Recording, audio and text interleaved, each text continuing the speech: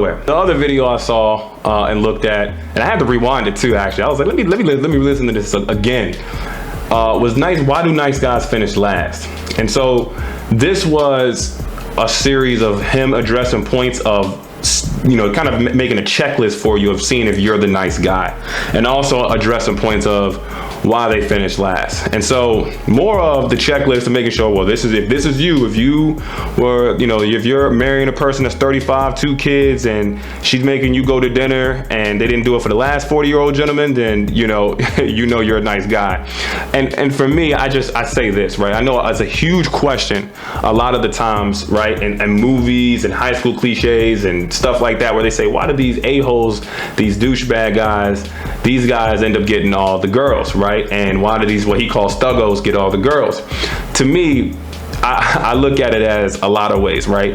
Is one, those guys do push forward, right? Now, whether they do it in a correct way or not, whether they put you down in the process, you know what I mean? They put themselves on the map. They'll tell a girl, hey, I think you're cute or whatever. And they may do it in a douchebag way. They may do it in a stupid way, but they did it. And the girl probably is like, oh, you know, the first time she probably ever hears that, she's probably like, oh my goodness, I never, whatever. And so it's like, you can't really blame them, right? Because that could have been you.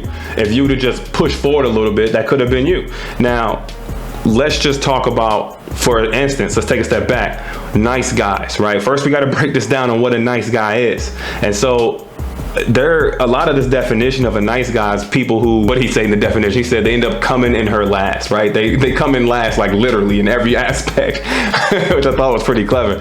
So, but it's the sense of like you're always losing and you're never winning. To me, a nice guy, to me, I'm thinking is a person who is not even genuinely unselfishly nice. No, it's a person who's too afraid and insecure to do anything else, right? It's when we're talking a lot of these, they're like nice guy, nice guy, nice guy. A lot of it's built around fear. A lot of it's built around, I don't know how to approach, so I'm not going to. I'm too afraid to fail, so I'm not going to step up.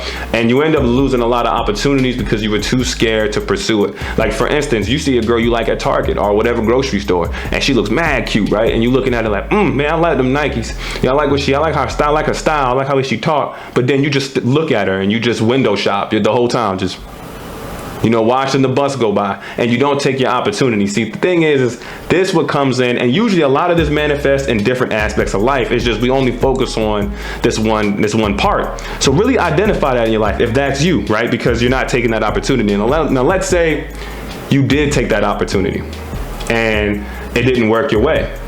Then you just improve, you go on to the next one, because that builds your confidence. However, it's a lot of those douchebag guys probably got the confidence of their boys, probably got the confidence from the reputation, probably got the confidence from whatever they got going on. Sometimes it's the money, sometimes it's whatever, right? You know, whatever circumstance it is, and the jock on the football team.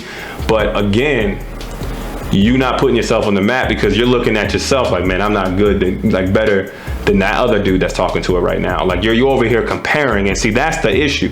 It's like we start going on her Instagram, looking at the dudes that comment underneath, and it's like, man, that dude got a 6-pack. Oh man, this dude makes 6 figures. This dude's a millionaire. Man, how can I address that? And see, that thing is, that has to go out your mind first, right? Because see, that's you. Now it's starting with you. You're coming up to the plate. Sometimes when you guys approaching women, you guys come up to the plate already defeated before you even hit the battle. You didn't even go there with confidence to be able to talk to the girl. And it's like, do nice guys finish last, or can we rephrase it as, do insecure guys finish last? See, that's the thing, right? A lot of those nice guys that we're talking about are too insecure to do anything.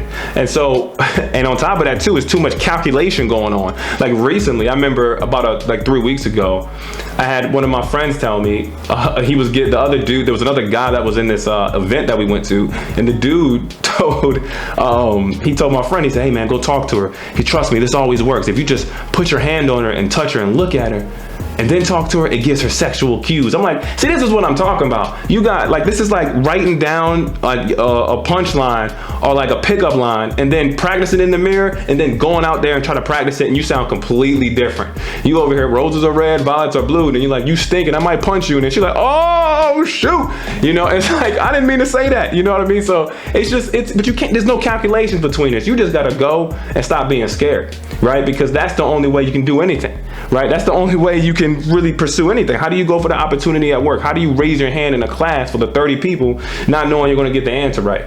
You know, the only way you do it is if you fix what's in here, which is that confidence, that rejection, that fear, to be able to go out there and pursue yourself. There's been many times where opportunities itself have really like open doors have opened just based off of confidence. Confidence is a language of itself. Honestly, if you got confidence, you are bilingual, because at that point you start speaking different. People can't recognize that. You become the guy in the room that everyone notices. So it needs to be changed first, right? Because nice guys don't finish last. I say it's the insecure ones. So we really got to address that. Don't deflect the point by saying, oh, I am that nice guy or whatever. So, and it's just kind of crazy, man, because I think like we don't talk about this mental emotional state that we're in. We don't want to do that. So we find ways of deflecting, saying, oh, when a woman does this, oh, that's what that means. Nah, what it means is you're in a pile of guys that are insecure. Like another story, man. I got stories for days. I remember this college party I went to, and I went in there, you know, rocking. I knew a few people there, and I was like, what's up, what's up? And then this girl, everyone was looking at her, right? And this girl was there, and she was gonna go to her car. And, you know, obviously she was a little drunk, and everyone was too scared. I sensed it from everyone. I was just looking, right? And so, because I'm talking with everybody, and then all of a sudden the girl says, she drunkenly goes, all right, I'm going in my car. Who wants to be a gentleman and take me? I promise you, bro, if I could do it, I would show you. He gets up immediately, all of like 30 dudes, they 30 deep, don't even know each other, and got up in unison and was like, I'll take you. Because they wanted to show, I got you. But see, that's whack. Like you waited for her to present the opportunity, and ain't nobody get with her at the end of the night. And it's like, then you question yourself, like, man, like, what did I do wrong? You didn't do nothing when she was there, when she first got there. You know what I'm saying? You sat there and just window shopped. So again, and you think what? You think a girl's not gonna notice that? Shoot, a man notices that when you see a weak, timid dude across the street. You notice insecurities. Like, we notice it. So you think if, you know, girls can see this too. So it's like, again, you gotta be able to present yourself differently and work on that. We could